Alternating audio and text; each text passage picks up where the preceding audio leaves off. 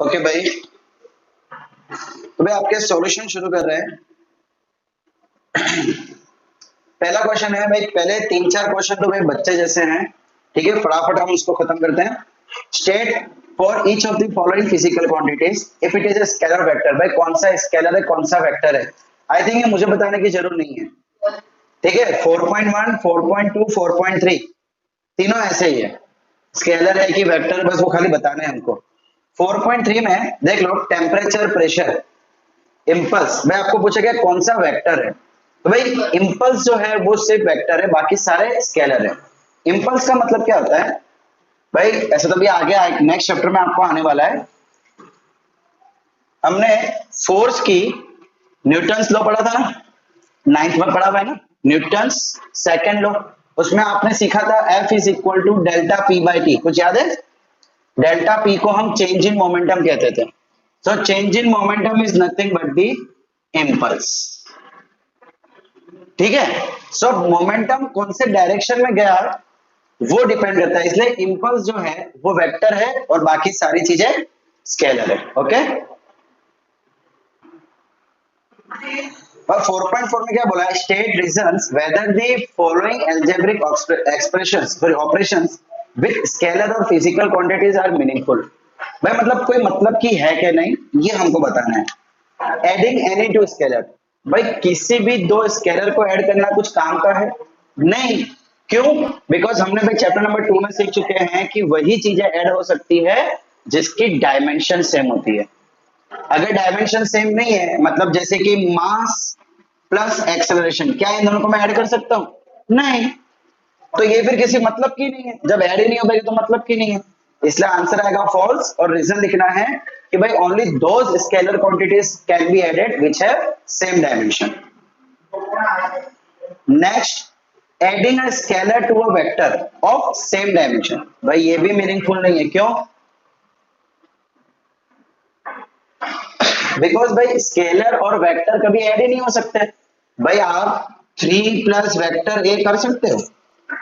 Add ही नहीं होंगे। Scalar और वेक्टर कभी भी ऐड नहीं होते, ठीक है भाई। जैसे कि ये भी देखो ना, ये mass plus acceleration, scalar plus vector, क्या ये ऐड हो सकते हैं? नहीं हो सकते हैं, तो ये भी मीनिंगफुल नहीं है। सो रीजन आएगा scalar and vector quantity can not be added. Next, multiplying any vector with any scalar, तो यस भाई ये मीनिंगफुल होगा। इसका मतलब क्या है, किसी स्केलर को आप मल्टीप्लाई करो किसी वेक्टर से, बिल्कुल सही है भाई, आप मल्टीप्लाई कर सकते हो। देखो इसका मतलब क्या होगा कि वेक्टर ए को आपने 3 गुना बड़ा कर दिया। जो वेक्टर ए था, जो पहले कोई ना कोई क्वांटिटी दिखा रहा था, वो 3 गुना बड़ी हो गई। भाई हमने ये फॉर्मूला देखा है ना, F is equal to M A, तो भाई ये वेक्टर है और ये स्केलर है, तो दोनों मल्टीप्लिकेशन तो पॉसिबल ही है ना। इसका मतलब अब ये क्या दिखा रहा है कि फोर्स कितना बड़ा हो गया, इन दोनों का मल्टीप्लिकेशन क्या दिखाता है कि फोर्स कितना बड़ा हो गया। तो भाई ये जो मल्टीप्लिकेशन है स्केलर एंड वेक्टर का, ये मीनिंगफुल है। Next, multiplying any two scalars, भाई दो स्केलर को मल्टीप्लाई करना, हाँ ये भी कोई ना कोई आंसर देगा।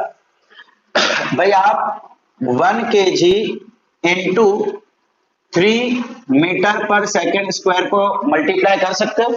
भाई ये क्या हो गया, मास, ये क्या हो गया, एक्सेलरेशन। अगर मैं सिर्फ वैल्यू वाइज बात करूं, डायरेक्शन नहीं, सिर्फ वैल्यू वाइज, तो अगेन बच्चा ये फोर्स ही तो देगा, ठीक है। इससे हमें फोर्स की वैल्यू पता चलेगी, डायरेक्शन नहीं, बट वैल्यू भी तो पता चली ना। तो यस, ये देखो मल्टीप्लाई करने के लिए डायमेंशन सेम होना जरूरी नहीं है, कोई भी डायमेंशन वाला मल्टीप्लाई हो सकता है। एज पर एग्जांपल, भाई आपका मोमेंटम की फॉर्मूला क्या होती है, m इंटू वी। तो भाई ये वेक्टर है, चलो अगर मैं इसका मैग्नीट्यूड ले लूं, इसका मैग्नीट्यूड ले लूं, तो इसकी डायमेंशन होती है मीटर पर सेकेंड, इसकी डायमेंशन होती है केजी। तो अलग डायमेंशन वाले मल्टीप्लाई तो हो सकते हैं, ऐड या सब्ट्रैक्ट नहीं हो सकते। भाई चैप्टर नंबर 2 में यही तो हमने सीखा था कि भाई अगर किसी को ऐड करना है, माइनस करना है, तो उसका डायमेंशन सेम होना चाहिए। प्रिंसिपल ऑफ होमोजेनिटी याद आया कुछ? भाई लेकिन मल्टीप्लिकेशन या डिवीजन में ऐसा कोई रूल नहीं है, आप जिसको चाहो उसको मल्टीप्लाई करो, डिवाइड करो, ठीक है। Next, adding any two vectors, तो भाई हम वेक्टर्स को तो ऐड करते हैं ना, और अभी तक जितना भी देखा है इस चैप्टर के रिलेटेड क्या है, सब में वेक्टर्स को ऐड ही तो किया है। So yes it is a meaningful. Adding a component of a vector to a same vector, अरे ये क्या चीज है, adding a component of a vector to a same vector, भाई किसी वेक्टर में उसी के कंपोनेंट को ऐड करना, तो यस ये मीनिंगफुल है, क्यों, एडिशन है। अब क्या कहा जा रहा है, सपोज अगर वेक्टर v है और उसका कंपोनेंट है v cos थीटा, मैं उसको ऐड कर रहा हूं, तो भाई इसका यूनिट क्या होता है, इसका यूनिट मीटर पर सेकंड, और इसका यूनिट क्या होगा, अगेन मीटर पर सेकंड, भाई वेलोसिटी तो है ये, इसी का तो कंपोनेंट है। तो भाई सेम डायमेंशन वाले को हम ऐड कर सकते हैं। अब मैं अगर इसका मैग्नीट्यूड ले लूं फिर तो एडिशन हो जाएगा ना, समझ रहे हो, वो वही कह रहा है, adding a component of a vector to a same vector, it can be done. ठीक है, या मैं ऐसा भी लिख सकता हूं कि vector v plus v cos theta i cap, तो भाई दो वेक्टर हो गए ना, और दो वेक्टर का डायमेंशन सेम, तो दोनों वेक्टर को ऐड कर सकते हैं। ठीक है, तो yes it is a meaningful because both the things have same dimension, simple. Okay बच्चों, यहां तक कोई प्रॉब्लम?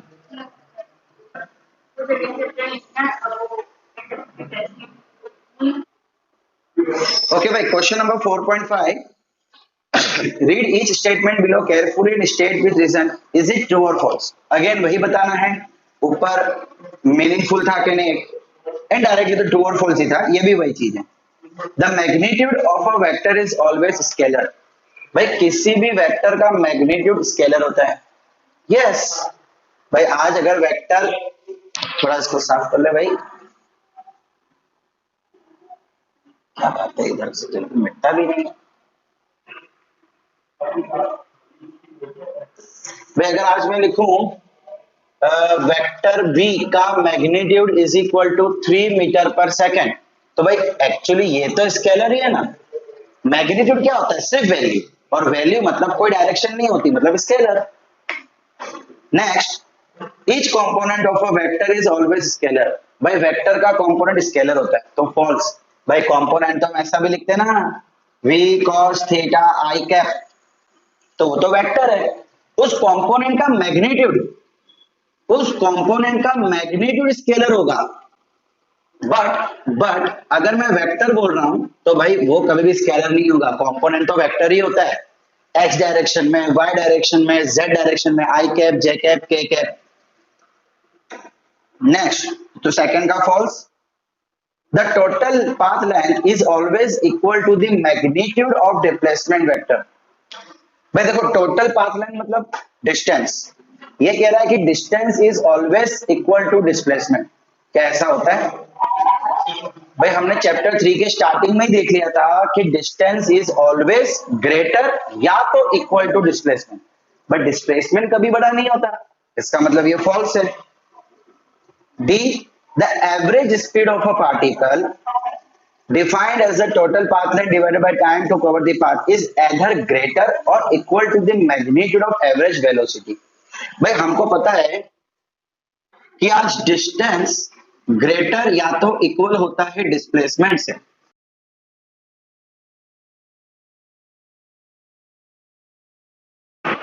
तो हाँ जी बोलो सर।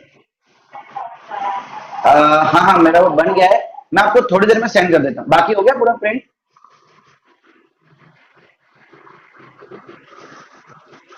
ठीक है कोई बात नहीं। हाँ हाँ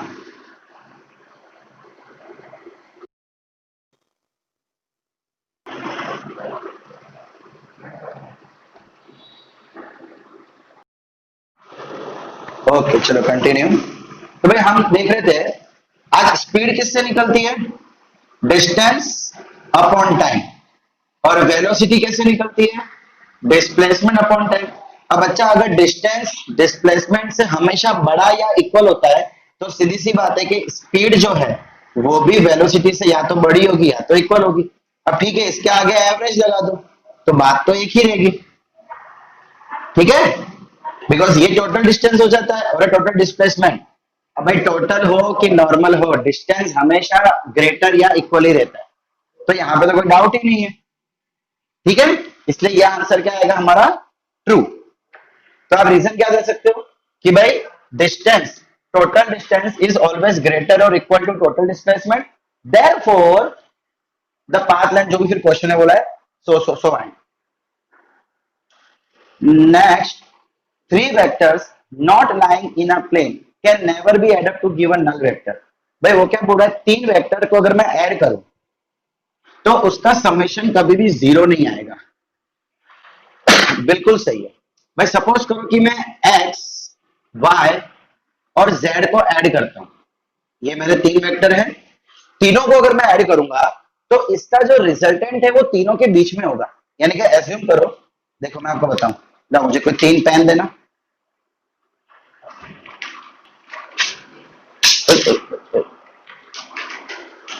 ठीक है, ये हो गया हमारा x, ये हो गया x, ये हो गया y और ये हो गया z। अब इसका रिजल्टेंट कहां होगा भाई, इसका रिजल्टेंट इधर का ही होगा।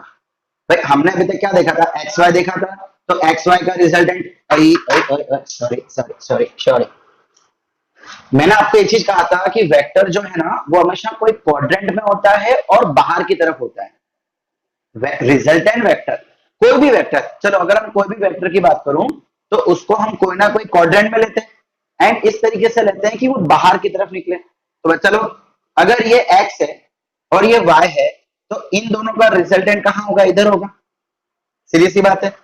अब मैं इसको हटा देता हूं, ये x और y को हटा देता हूं, क्यों, बिकॉज मुझे तो इन दोनों का रिजल्टेंट मिल गया। अब मैं इस रिजल्टेंट में इसको ऐड करता हूं। इन शॉर्ट मैंने क्या किया बच्चा लोग, x magnitude of x plus, नहीं sorry, magnitude of x plus y, इसमें मैंने z को ऐड कर दिया। आप समझ रहे हो, हमको क्या बोला भाई, तीन वेक्टर का एडिशन करना है। तो मैंने पहले क्या किया, तीनों एक साथ मुझे समझ नहीं आ रहा था, सो व्हाट आई डिड, मैंने पहले किसी दो को ऐड कर दिया।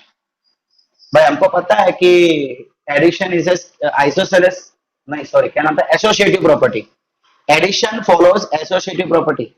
सर ये एसोसिएटिव क्या होता है, बच्चा बचपन में सीखा था ना, A plus B plus C करूं या A plus B plus C, इस तरीके से करूं, पहले इन दोनों को ऐड करूं कि पहले इन दोनों को ऐड करूं, कोई फर्क तो ना पड़ेगा, बचपन से सीखते आ रहे हैं ये चीज। तो सो एडिशन के समय वेक्टर्स में भी वो चीज फॉलो होगी। तो भाई मैं अगर पहले इन दोनों को ऐड करूंगा तो हमने क्या देखा, उसका रिजल्टेंट कहां आ रहा है, कुछ ऐसा आ रहा था, और ये z वेक्टर। अब इन दोनों का रिजल्टेंट, इन दोनों का रिजल्टेंट कुछ इधर आएगा। मेरा कहने का मतलब है कि अगर मान लो एक्स वाई का रिजल्टेंट, सपोज, बहुत टफ काम है भाई, सपोज करो कि ये x और ये y, इन दोनों का रिजल्टेंट सपोज ऐसे पीछे आता, ऐसे सपोज की बात कर रहा हूं, तो मैं बोल सकता था कि यस ये वेक्टर ऐसा, ये एक्सप्रेशन, ये वेक्टर ऐसा, ये वेक्टर ऐसा, दोनों एक दूसरे को कैंसिल कर देगा तो शायद नल आ जाए, जीरो आ जाए। बट क्या ये रिजल्टेंट पॉसिबल है, नेवर। भाई ये रिजल्टेंट तो ऐसा आएगा, इधर y होता है, इधर x होता है। समझ रहे हो आपने क्या बोल रहा हूं, है ना, ये x ये y, तो इन दोनों का रिजल्टेंट कंपलसरी इधर ही आएगा। भाई जिस प्लेन में ये दो वेक्टर्स होते हैं उसी प्लेन में उसका रिजल्टेंट आता है।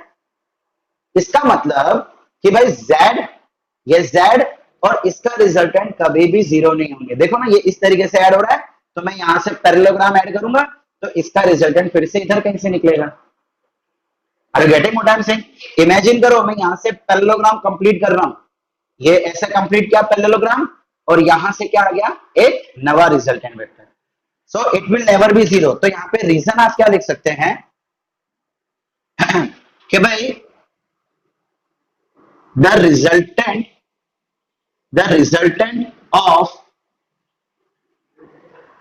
of sum of any two vectors will lie in the plane of that two vectors. That is the resultant and third vector third vector will not oppose each other। भाई वो दोनों vector एक दूसरे को oppose नहीं करेंगे।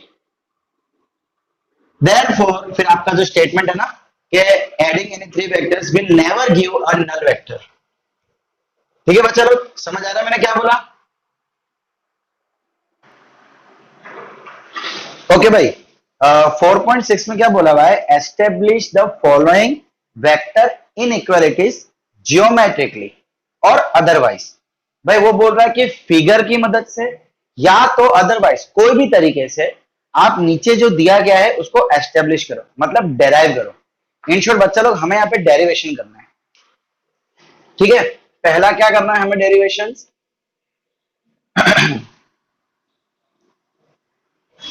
Magnitude of a plus B is less और equal to a magnitude of a plus magnitude of b। हमें ये डेराइव करना है सबसे पहले।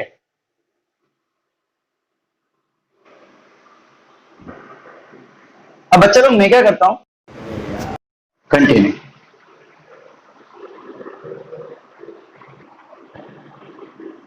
ओके बच्चा लोग हम क्या करते हैं, पहले वेक्टर ए और वेक्टर बी को बना लेते हैं। भाई चलो ये मैं ले लेता हूं वेक्टर ए एंड कुछ इस तरीके से लेता हूं वेक्टर बी। मतलब हमको ज्योमेट्रिक बोला है तो हम हमारे हिसाब से कर सकते हैं। तो हम क्या करते हैं, पैरेललोग्राम वाला जो मेथड हमने सीखा था ना उसको फॉलो करते हैं।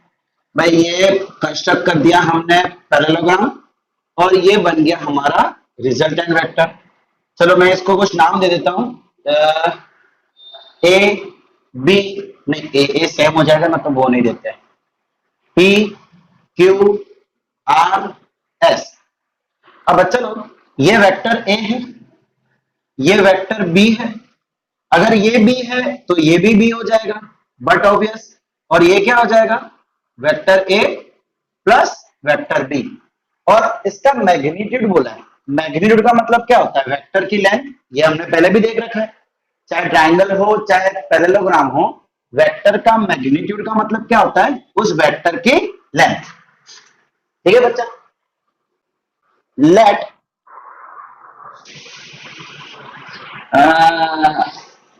PQ is equal to vector A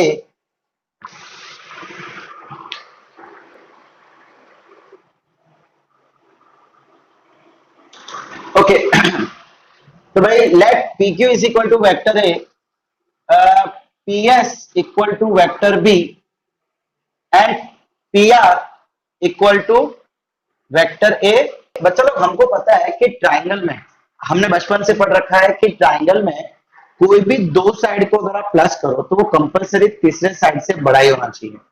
मतलब अगर मैं ट्राइंगल लेता हूं यहाँ पे ए बी सी, तो उसमें अगर मैं ए बी और बी सी को प्लस करूं तो कंपलसरी वो तीसरी साइड से बड़ा ही होगा।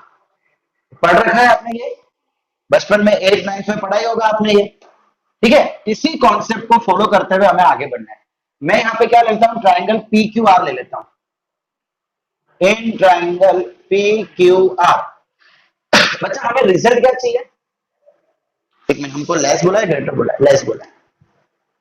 हमें यहाँ पे रिजल्ट क्या चाहिए? A plus B is less than, मतलब ये वाली side is less than this plus this चाहिए। एक ट्रिक बता रहा हूं भाई याद रखने की, हमें जो दिख रहा है वो वहां से उठा लो। हमें क्या चाहिए? Vector A plus vector B is less और equal to vector a, sorry equal नहीं ले रहा हूं फिलहाल, वेक्टर ए प्लस वेक्टर बी। ठीक है, पहले वो स्टेटमेंट ले लिया। अब ए प्लस बी कौन है? यहाँ पे ए प्लस बी क्या है? P R is less then, क्या होगा? वेक्टर ए मतलब ये हो गया पी क्यू प्लस वो क्या हो गया? Vector Q R. भाई समझ आ रहा है मैंने क्या किया? जो चाहिए था पहले वो लिख दिया, फिर इसको देखते हुए इसका नाम लिख लिया, कोई टेंशन नहीं। और ट्राइंगल पी क्यू आर तो ऑलरेडी ले रखा था। भाई इसको दे दो नंबर 1। ठीक है, देखो अभी हमने लेस प्रूव किया है, हमको लेस और इक्वल दोनों प्रूव करना है। भाई अगर बच्चा, अगर वेक्टर ए और वेक्टर बी एक ही डायरेक्शन में हो गया तो, वेक्टर ए और वेक्टर बी अगर एक ही डायरेक्शन में हो गया तो, ओके। तो भाई अगर बच्चा ये दोनों सेम डायरेक्शन में होगा। अगर ये सेम डायरेक्शन में होगा तो हम क्या करते हैं भाई, vector A plus vector B is equal to vector A vector B हो जाता है ना भाई। आप इसको डिस्प्लेसमेंट ही मान लो, इसको डिस्प्लेसमेंट मान लो।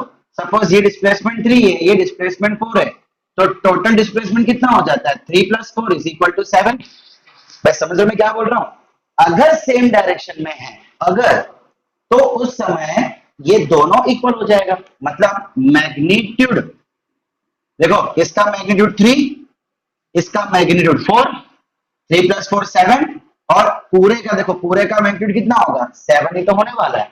इसका मतलब if vector A and vector B are in straight line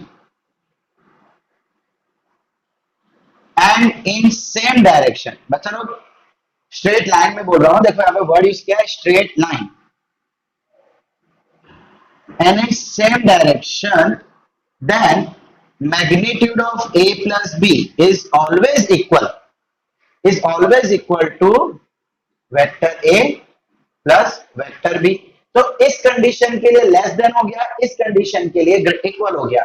तो भाई हम दोनों को मिला के फ्रॉम 1 and 2, मतलब ये 1 ये 2, क्या मैं ऐसा बोल सकता हूं कि magnitude of a plus B is less और इक्वल, देखो यहाँ पे लेस यहाँ पे इक्वल वेक्टर ए प्लस वेक्टर बी। समझ आ रहा है मैं क्या बोल रहा हूं? यशराज समझ आया बेटा? ओके, अब भाई इसका नेक्स्ट है, अब देखो इतना लिख लो बेटा लोग या स्क्रीनशॉट लो, मैं आगे बढ़ू।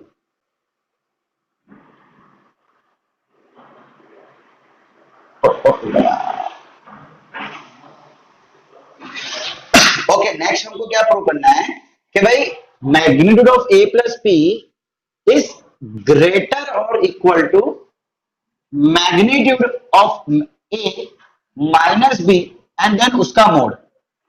मतलब देखो यहाँ पे चीजें समझो, यहाँ पे हम क्या दिखा रहे, ए माइनस बी तो करना ही है और उसके बाद उसका भी मोड करना है। समझाता हूं क्या है, देखो भाई हमने एक चीज देखा था कि भाई माइनस बी लाना है, मतलब क्या है कि इस वेक्टर को उठा के, ये बी को उठा के यहां पे रखना पड़ेगा, ठीक है। ओके, अब एक लॉजिक समझो भाई, ये ए है और सपोज ये बी है, ये नीचे की डायरेक्शन में, ठीक है। चलो एक काम करते हैं, ये ऐसे ले लेते हैं, चलिए तो ये माइनस बी बन जाएगा, तो अब रिजल्टेंट वेक्टर ऐसे आएगा। अब बच्चा हम क्या बात कर रहे हैं, रिजल्टेंट के मैग्नीट्यूड की। भाई मैग्नीट्यूड कभी माइनस नहीं होती है, वैल्यू कभी माइनस में होगा। भाई आपकी स्पीड माइनस में हो सकती है, माइनस का मतलब डायरेक्शन होता है। मैं ऐसा बोल सकता हूं कि आप -5 की स्पीड से गाड़ी चला रहे हो, -5 की स्पीड से गाड़ी चलाना क्या होता है भाई, है ना। इसका मतलब ये तो मुझे कंपल्सरी पॉजिटिव चाहिए। अब सपोज करो कि इसकी वैल्यू छोटी है, भाई इसकी वैल्यू 3 है और इसकी वैल्यू -5 है, तो यहाँ पे क्या हो जाएगा 3 - 5 -2, लेकिन रिजल्टेंट तो मुझे पॉजिटिव ही चाहिए, तो मुझे इसका भी मोड करना पड़ेगा। समझ रहे हो, इसीलिए हमने यहाँ पे मोड लिखा है कि अगर इसकी वैल्यू माइनस हो तो वो प्लस होके बाहर आ जाए, और अगर प्लस होगी, सपोज अगर ये 3 है, ये -3 है और ये 5 है, सो 5 - 3 तो वैसे ही पॉजिटिव होता है, तो उसका कोई भी टेंशन नहीं। Okay,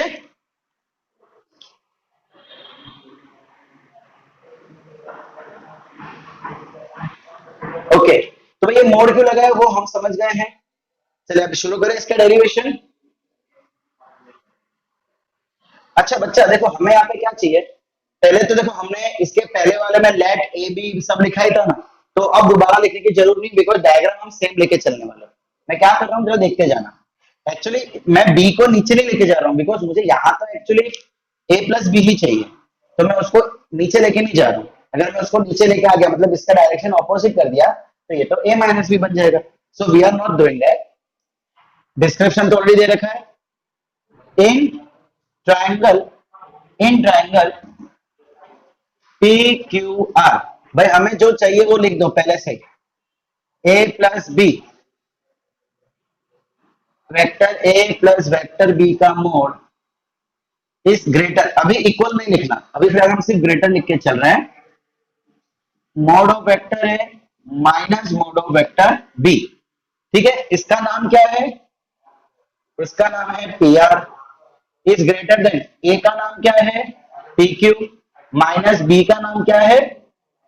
Q R. लेकिन भाई ये आया कहां से? ये आया कहां से? ऐसा कोई रिलेशन ट्रायंगल का होता नहीं। कोई बात नहीं, मैं माइनस वाले को इधर ले आता हूं। P R plus P Q is greater than, sorry P Q नहीं, plus Q R is greater than P Q, minus वाले को यहां लेके आ गया। अब ये तो मेरा रिलेशन होता है। क्या रिलेशन? किसी भी ट्राइंगल में दो साइड को प्लस करो तो वो तीसरी साइड से बड़ा ही होगा। समझ आया? ट्राइंगल में किसी भी दो साइड को प्लस करो तो भाई मैंने पी आर और क्यू आर को ऐड कर दिया, ये साइड और ये साइड को ऐड कर दिया, तो ये दोनों साइड कंपलसरी तीसरी साइड से बड़ी ही होगी ना। भाई आप ट्रायंगल में किसी भी दो साइड को ले सकते हो, ऐसा कोई फिक्स नहीं है कि बेस लो या इसको लो, या बेस लो या इसको लो, ऐसा कोई फिक्स नहीं होता है। किसी भी दो साइड को ले लो, वो तीसरी साइड से बड़ी होनी ही चाहिए। तो वो कॉन्सेप्ट लगा दिया। तो यहां लिख दो sum of two sides is greater than third side. देखा, यहां पे हमने डेरिवेशन उल्टा किया। भाई यहाँ पे आप सोचोगे, दिमाग लगाओगे, कभी गलती कर दी, मिस्टेक हो जाएगी, मार्क्स कटेंगे। इससे अच्छा जो करना है उसको लिख दो, उसका जो भी नाम है वो लिख दो, और जो कॉन्सेप्ट बनता है उसको वो कर दो, कोई टेंशन ही नहीं।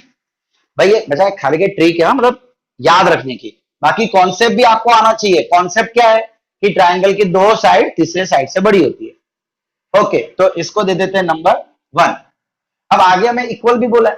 अच्छा, तो हमने इससे पहले क्या देखा था कि अगर वेक्टर सेम डायरेक्शन में होंगे, अगर वेक्टर्स अब ऑपोजिट डायरेक्शन में हो गए तो ए और बी। भाई अगर ऑपोजिट डायरेक्शन में हो गए तो हम क्या करेंगे? Resultant is equal to A minus B हो जाएगा ना। भाई हम देख चुके हैं यहाँ पे डिग्री कितना बन रहा है, 180, और जब 180 बन रहा था तो हमने देखा था ये रिजल्ट आ रहा था। अगर याद नहीं है तो फिर से आप पहले की वीडियोस रिकॉल करो, हमने पहले ये कर चुके हैं। भाई एंगल 3 केस देखे थे, पता है? 0 डिग्री का, 180 डिग्री का और 90 डिग्री का, 3 केस देखे थे। सो केस 180 में यही तो होता था। सो भाई if vector A and vector B are in straight line and in opposite direction,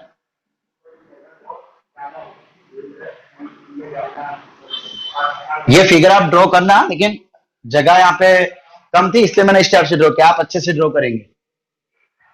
then vector A plus vector b का magnitude is equal to A minus b and उसका भी mode. अब ये क्यों किया हमने? यहां पे भी हम करेंगे। ये क्यों किया? सो यहां पे लिख देंगे by here resultant, here vector a minus magnitude of a minus magnitude of b can be negative। भाई ये दो देखो, a minus b can be negative but resultant can, मतलब ये mode of resultant can never be negative। Therefore we use mode of a minus b। ठीक है, इस तरीके से हम लोग यूज करते हैं। सो भाई इन दोनों को मिला दिया, इसको नंबर 2 दे दिया। सो अगेन फ्रॉम 1 and 2 वो तो आप लिख सकते हैं, फ्रॉम 1 and 2 ये स्टेटमेंट यहां पे आ जाएगा। ओके भाई, अभी तो आधा क्वेश्चन हुआ है, ये तो अभी आधा क्वेश्चन हुआ है। चलो फटाफट इसका स्क्रीनशॉट ले लो या लिख लो फटाफट। चलो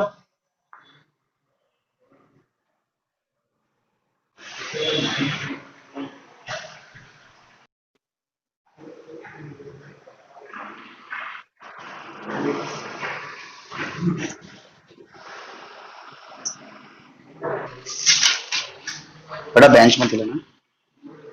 भाई देखो इसके बाद हमको क्या बोला है, mod of A minus B. नहीं, थोड़ा सा फिगर में चेंज करना है, देखिए क्या।